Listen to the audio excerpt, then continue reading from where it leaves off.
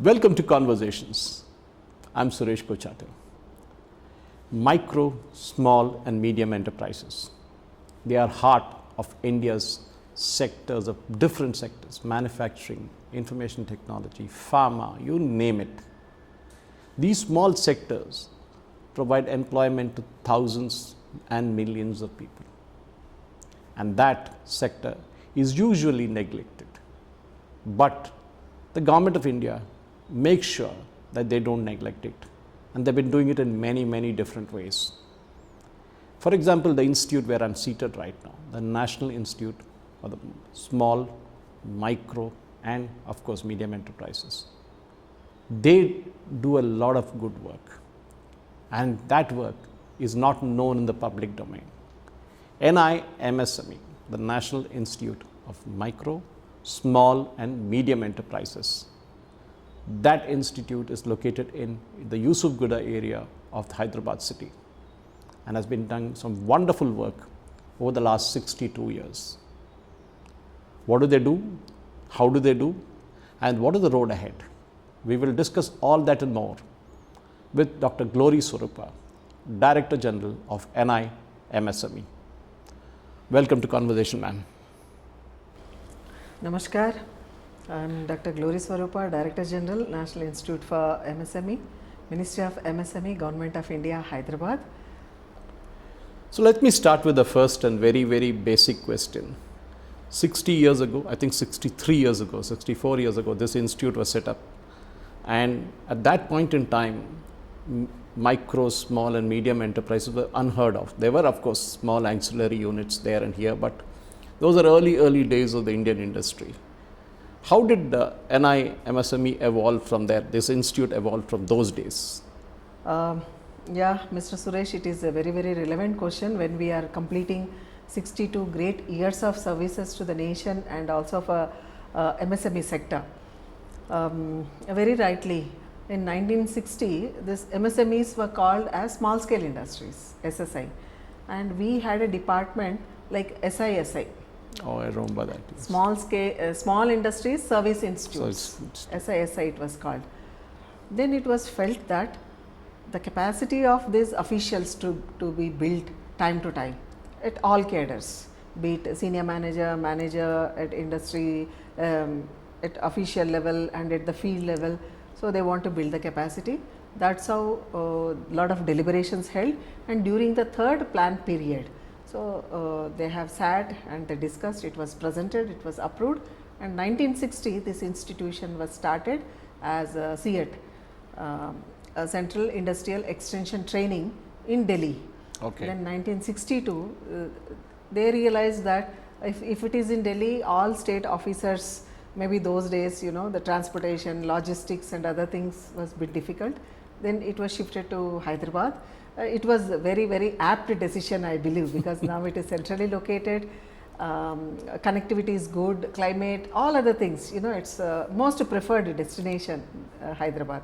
62 it is shifted to Hyderabad, and they started developing the campus, and for the past 62 years it is going on, and I will share more details. Yeah, I think those days this place would have been a jungle, I guess, because we are talking of something like, you know, 1960s when the way the place Yusufgura those days must hardly had been any residential area. But Dr. Swarupa, when we come to the furthermost things, when you grow from 60s to the 70s to the 80s, of course training is a part of the thing, but there is also a lot of other things that happened in the industry those days. We were looking up to a different kind of model of industrialization those days. But later on we saw, when we came to the 90s, we saw Mr. P.V. Narasimha Rao and the liberalization with Dr. Manmohan Singh rolled in, and then it continued with every other subsequent government, including Mr. Narendra Modi's government now. So when you look at the transition from 60s to 70s to 80s to now, what is the major difference that you are observing? Not only for the capacity building needs, later as per the industry needs, as per the national priorities, as per the emerging needs of the population and industrial needs also, So, the policy advocacy has become one of the mandate of the institute. Along with policy advocacy, then research studies, surveys to find out the needs of the industries. So, that has also emerged as one of the important aspect.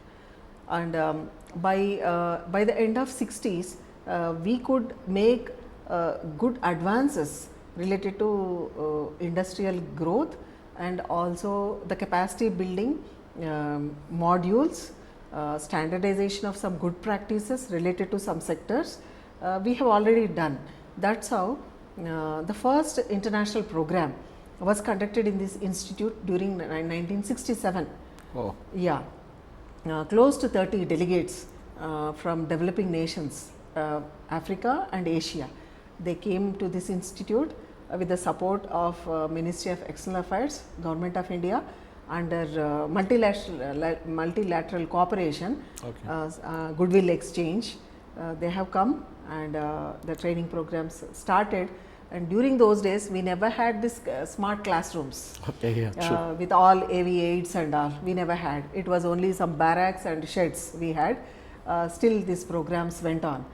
So, and it didn't stop there, it went on, and now we have trained close to 11,000 executives representing 145 nations. I was about to ask you that, but that must have been quite a long, 11,000 from 145 nations. Yeah. I mean, this institute would have become a kind of a benchmark for many others, especially from the developing nations which you are talking about. When you're looking at the micro, small and medium enterprises in India today, that world has changed. Yeah. Okay. There are many downstream industries. Say you have a BHEL, you have an HAL, and then they have downstream industries.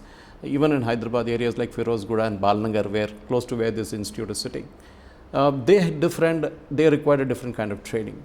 But today, when you look at the world of unicorns and when you look at the world of startups, how different has your role, the institute's role, become now? Yeah, over the time our responsibility is also increased, and definitely we are accountable to Government of India and all the stakeholders in the MSME ecosystem. From small scale industries, in 2006, when the government has taken a very important step to graduate the small scale industries into MSMEs, okay. Micro, small, medium enterprises, for very inclusive growth, to bring in even the micro enterprises at a rural level also. So, they have brought out an act, that is MSME Development Act in okay. 2006. Okay. The act was implemented. So, that is how the SSI, Ministry of SSI has become Ministry of MSME. And NICET. Our institution, now this is the fourth name we are having. Yes. It was CET, then CET, then NICET, and now it is NIMSME. But the institute is more popular among all the MSME professionals as NICET, because the name remained long years. During 2006, the MSME D Act is implemented, and accordingly 2007 NICET has become NIMSME, and then it triggered the industrial development, because many subsidies were made available to the micro segment, many incentives were offered, and more women entrepreneurs started getting into this fold. Industrial infrastructure development corporations have come up. Lot of land allocation was given for the industries to develop segment wise, sector wise. Okay. Now, if we see today, present day, after COVID, we have medtech zone in Hyderabad, and we have green corridor in Hyderabad. So, like that, we have, and we have pharma corridor. Likewise, we have, earlier it used to be industrial estates, and as the town grown, as the cities grown, even in Gujarat or anywhere elsewhere, you see, even Kolkata, the industrial estates have been moved as the habitation increased. Now it is more structured, more organized, more citizens are encouraged to come into this fold, apart from engineers and management students. The rural entrepreneurs, starting from farmer producer organizations, they are able to come into the fold of MSMEs, getting registered, availing the benefits offered by Government of India, through Ministry of MSME and also other ministries, line ministries like Ministry of Steel, Ministry of Heavy Industries, Ministry of Electronics, they are all line ministries. And you asked about the unicorns and our responsibility. That is again a very, very tall task, long way to go. To share with you very frankly and honestly, in the World Unicorn Club, we have only one unicorn from India. That too, she is an NRI, Miss Radhika Gai Agarwal. She is the only woman entrepreneur in the Unicorn Club, that 100 crore value of business. But at Indian level, we have so many unicorns, so many startups. We are also helping the startups. We have MSME Innovative Scheme. We are one of the host institute.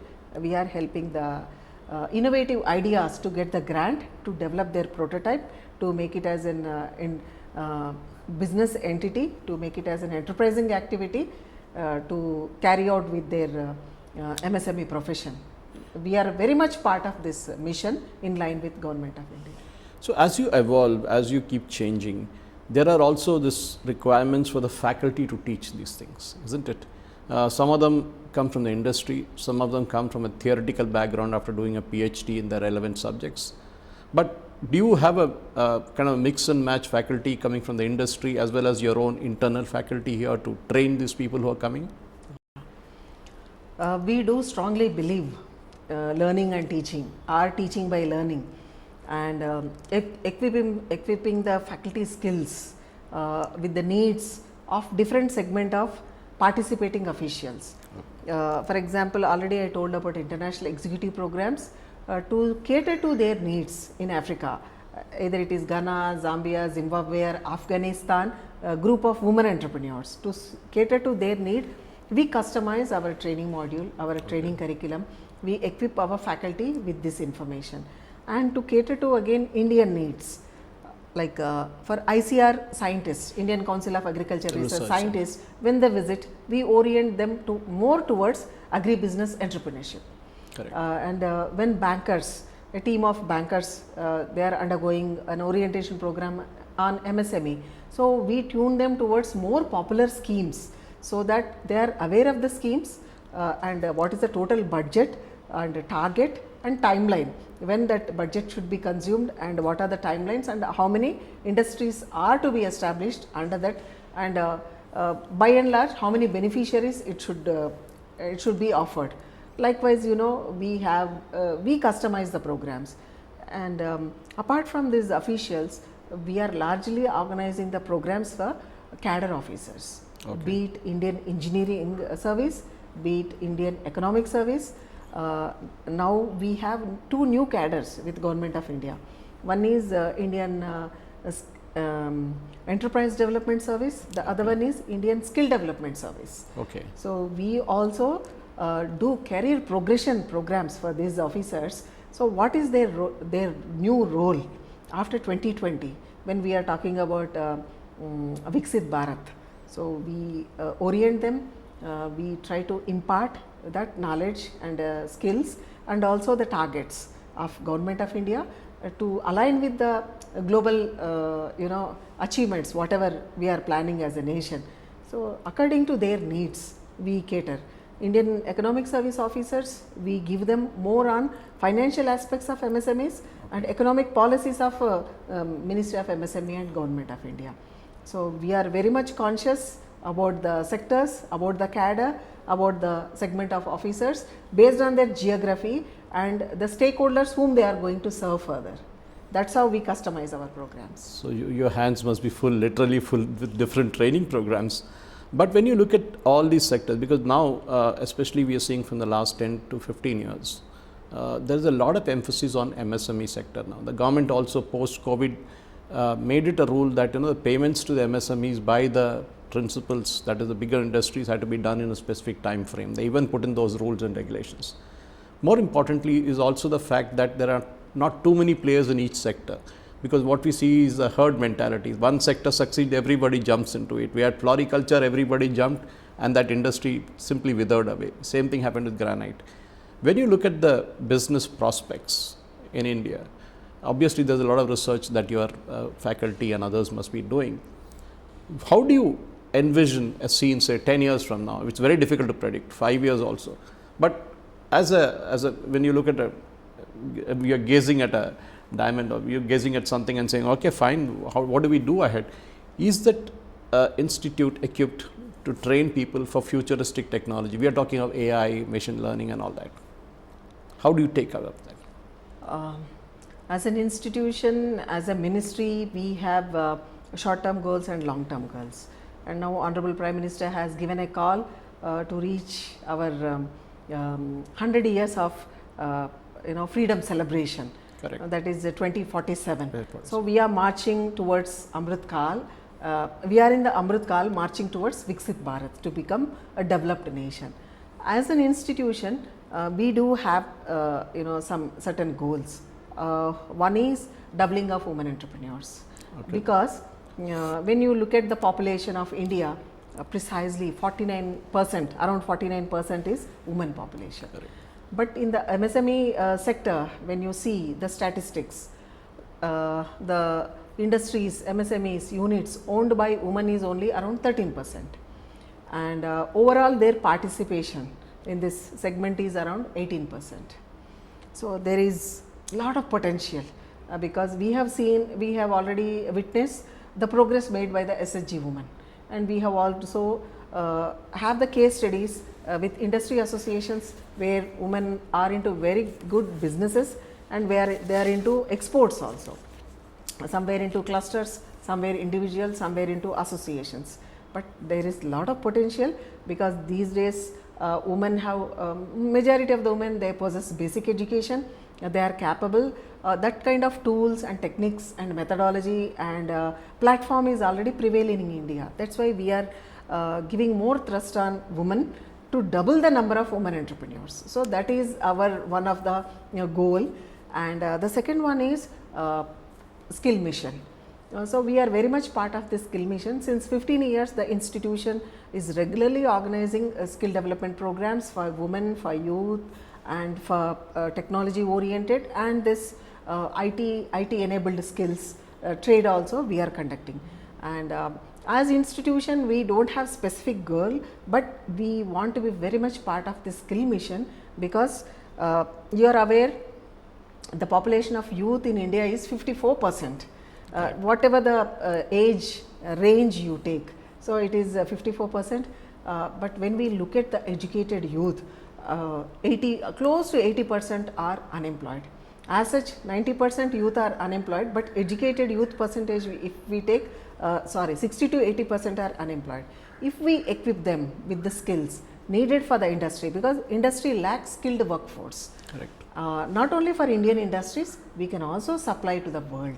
World is looking at India because we are number one in population and number one in youth population. And the advanced countries with the technology like Japan, Korea and China, other countries, they are aging, they are graying, they don't have youth population. True. So in healthcare sector and in construction, in infrastructure development, and in some sectors they are literally looking for us. And one classic example is very recently India made all the preparation to send 5,000 construction workers to Israel.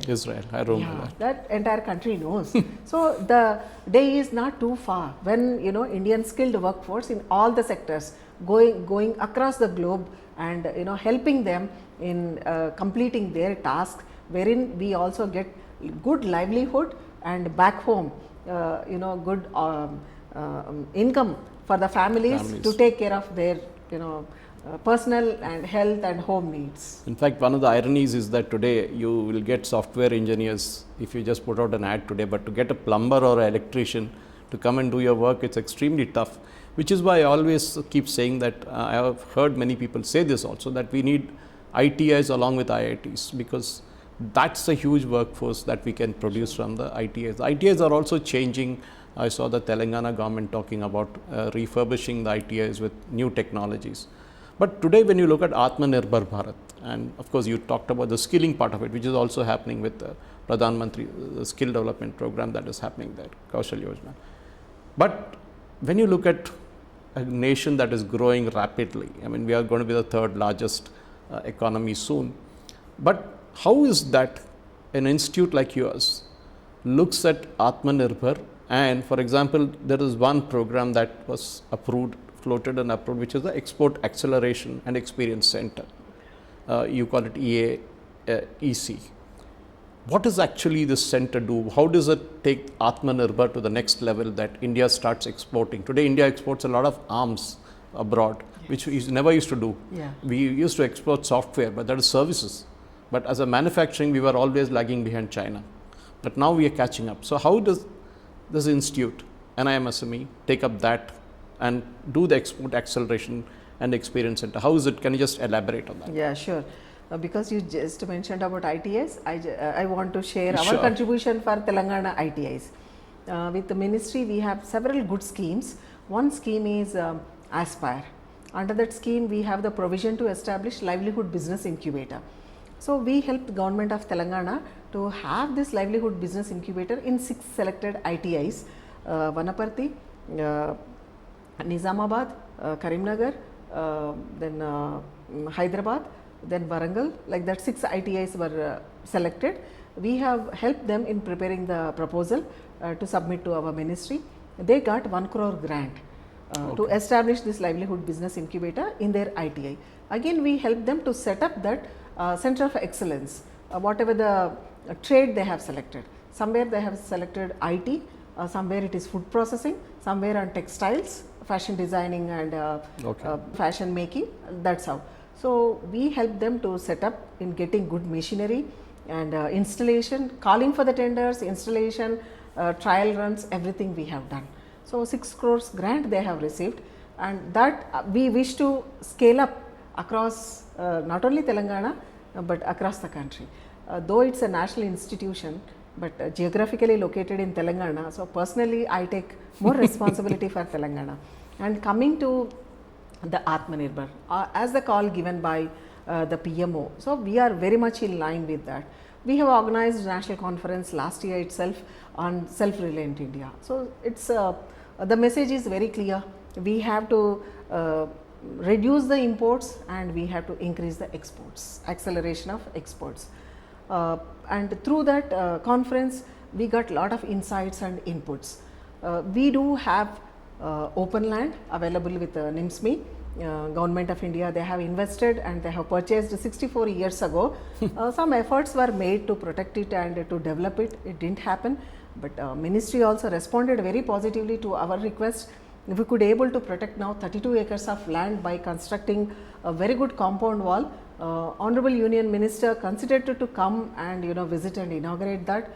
Since then, to develop that land to suit and to cater to the needs of the MSME sector and to take the nation to the next level. So we have made very relevant proposals in consultation with all the stakeholders, be it financial institutions, associations and the key players in the industry. We have called them and we discussed with them.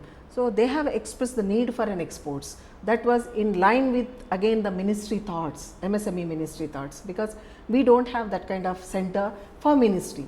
We have sector wise facilitation councils, like textiles council, pharma excel, for agriculture, it is separate, but under ministry we don't have. So they have taken it very seriously, considered. The Honorable Union Minister has given the consent to go ahead with this. This center will be a center of excellence. All these sector specific councils will be attached to this in a hub and spoke model. This will be the hub and they are the spokes in close association with DGFT, IIFT and DGTR, okay, that trade remedies and all. So in all this association, we will set up this center, so that starting from toys, Kondapalli Bommalu, and starting from our own Telangana cherial paintings, which are diminishing and no more artisans and they are not interested to take up.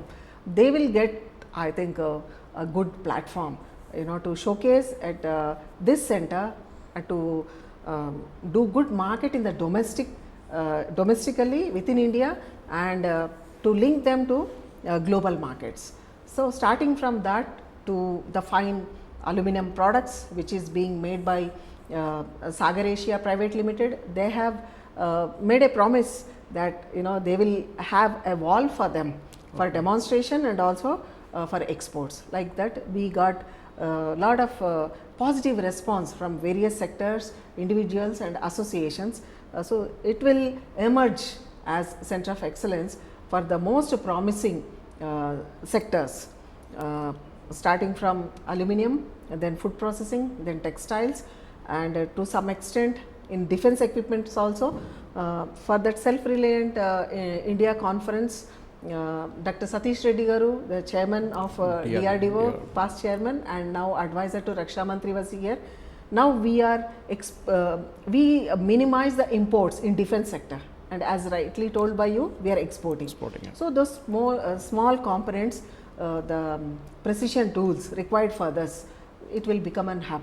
So starting from identification of the sector, their entire process of procedures, formalities, registrations, compliances, quality standards, certification, and linking them to the most potential customers, companies and the nations will be done by this center. Literally, it's hand holding them all the way. Yes. But there's another center of excellence apart from the Export Acceleration and Experience Center, which is the Center for Excellence of MSME, for MSME Enablement of Technology, what you call COMET. Now, the COMET project, of course, will be initially, I understand, set up here, but later on it will move to IIT Hyderabad campus, and it will be a part of our research and development also will happen there. Can you just elaborate something more on this COMET project? Yeah, we want to monetize every inch of our land. Okay. And precious land. Precious land, high value land. That is one objective. Second objective is to serve MSMEs very effectively. Third one is that also paves the way for many professionals to get into suitable employment, and also local population also will get lot of employment when this center comes up. So we are in the era of Industry 4.0, that is smart technologies, manufacturing technologies, and we call it as promising and frontier technologies. So we are in the digital era, the 3D manufacturing and artificial intelligence, machine learning, big data, drones, robots, all this we are experiencing everywhere, starting from agriculture field. But MSMEs need a lot of space for them to make a prototype first for their die, tool and whatever small thing they are looking. Then again calibration, testing of their product, then go for the manufacturing. Likewise in the service sector also. So this center will help them to enable the micro enterprises to adopt the Industry 4.0, because that is the future. Correct. And also help them in multiplying the technology. At least we have this Chellapalli Industrial Association. Okay. In their common facility to set up a miniature of this. Correct. Otherwise they can always do this, and primarily this will help, this center will help creating awareness among the professionals starting from science and technology institutions. So if the faculty is imparted this knowledge, they can tell the students what is Industry 4.0 and how the operations goes on and to what level, and in the industry how this MSMEs can take, because they are going to serve the industry. True. Even if they get into a job also, so how to handle this and what are the intricacies. So to learn all this, to conduct the capacity building programs and creating awareness at industry level, the floor manager, the supervisor, the technician and whoever is handling all this, they should be aware. So how a machine can be run with artificial intelligence, how the machine learning techniques and tools. So it will be a learning platform, also a demonstration platform, and further to take it to the industry level, so that the manufacturing sector can be enhanced. In the manufacturing arena, our percentage is only 28, but there is so much potential. Such a big country having diversified resources, above the soil, under the soil, lot of minerals, ores, metals. So there is more scope for us to be in the good rankings while creating the employment opportunities to stop the brain drain of the youth from this country to elsewhere, and also optimum utilization of the resources, and also to take care of the environment.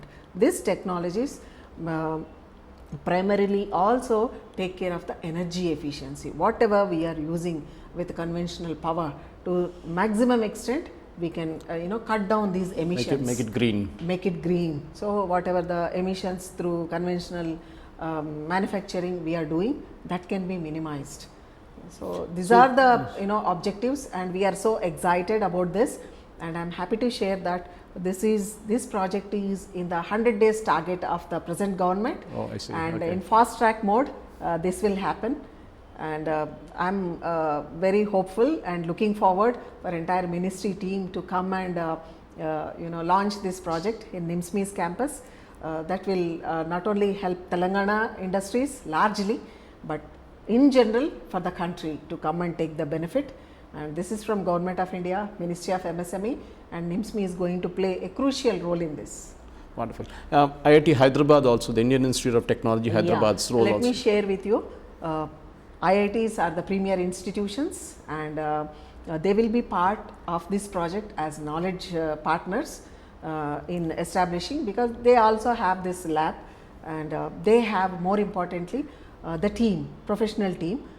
So they will be helping us in setting up this. Simultaneously, they will be also getting a center there for advanced research. Dr. Glory, you often talk about not just unicorns, you have some other word called babycons. I know it's a new word in the world of industries and of course in information technology and other fields. But I'm sure that it makes a lot of sense. Can you just elaborate on that part of what a babycon is all about, and where you plan to tap that segment? As we are completing 62 years, we have several dreams, aspirations, targets to offer to the country. Like we discussed about the unicorns. See, this is a standard set by the world countries, not by India. Likewise, we have many standards in various aspects, like European standards, World Bank standards, WHO standards, FOO standards, and many a times India, we struggle to comply with those standards, to reach those quality parameters, and our shipments and our consignments are rejected. Okay. Be it a domat, or be it agriculture produce, or be it a fine program, software program, many times we are experiencing.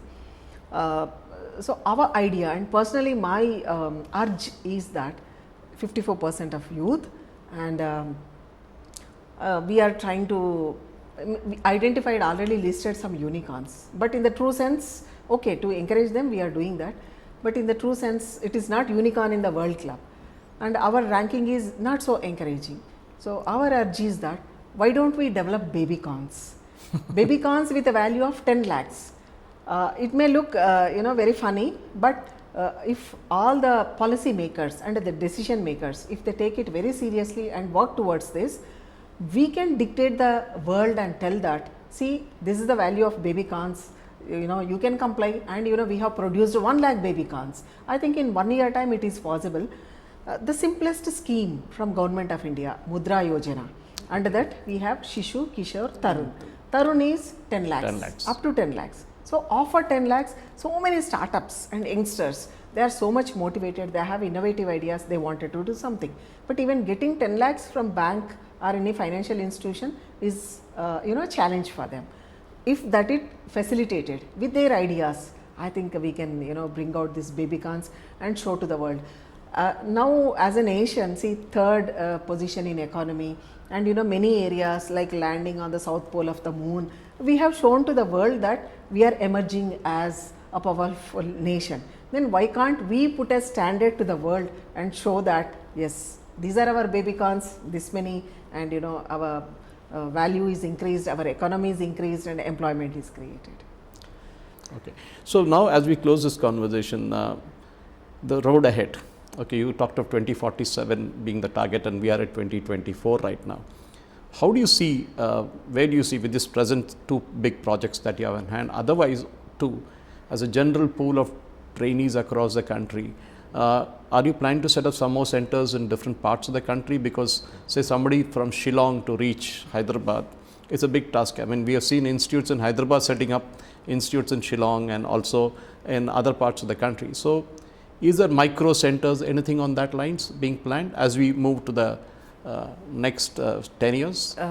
As of now, the plans are not so, I mean, it is not formalized like, but as a capacity building institution, even previously also 70s, 80s, the policies has come out from this institute to set up centers of Center for Entrepreneurship Development. Okay. Somewhere it is called like that. In some states, in Gujarat they call Entrepreneurship Development Institute. In Tamil Nadu it is called Institute of Enterprise Development. So this is one of the policy advocacy policy recommendation given from this institute. Okay. So in every state we have this kind of a setup. It is from Ministry of MSME and state government matching grant. These institutions are set up. Time to time we build the capacity of the faculty. We develop them as master trainers and we offer them this trainers modules so that they can cater to the needs of the states. Beyond this, we also continuously, on continuous basis, we build the capacity of industries department.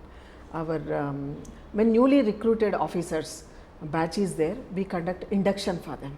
It's a long duration program, 1 month through 3 month program. Then we do refresher program, we do mid-career program for all industries department officers in every state, including union territories. And apart from that, we also empanel the experts in their specific domains. Okay. And we conduct the master trainer program for them, so that whenever we have a program, so they take care with the help of our faculty. And we also empanel the agencies who are into the domain of entrepreneurship and skill development. With their help, so we cater to the needs of the sectors like agriculture, horticulture, then fisheries, textiles, rural development. Not only our ministry, being self-financed and self-sustained institute since 2000, we are catering to several ministries, and we are helping them in spreading the culture of entrepreneurship among their stakeholders and taking care of our professional needs also. Wonderful conversation, Dr. Glory Swarupa. The main thing that we understand from you is that there is so much to do actually apart from what we are already doing, because India is not just about big companies. India is in villages, the small entrepreneurs that are there, especially women entrepreneurs you spoke about. And as an organization like NIMSME, it is going to go a long, long way, and as sure that when we speak next time, you will have a lot more to talk to us about. But it was wonderful hearing from you about various activities that you do out here. In fact, in the YouTube link of this channel, we will also put the website of MSME, so that any entrepreneur from across the country who wants to understand what the training programs being conducted or other issues being conducted here, they can just click the link and activate it. Thank you very much for the wonderful conversation, Dr. Glory Swarupa at SM Media. Thank you. Thank you. Thank you so much. That conversation must have given you an idea what NIMSME does for industries located across India in the micro, small and medium sector. Of course, there are a lot more information that is needed. We will be posting that in the YouTube link of this particular YouTube video. But make sure that you, as an entrepreneur, do visit this institute in Hyderabad whenever you are in this part of the country. And surely you will get a lot more information than what is available in the public domain. After all, experience helps, and 62 years of experience of NIMSME definitely helps. Thank you for watching. Jai Hind.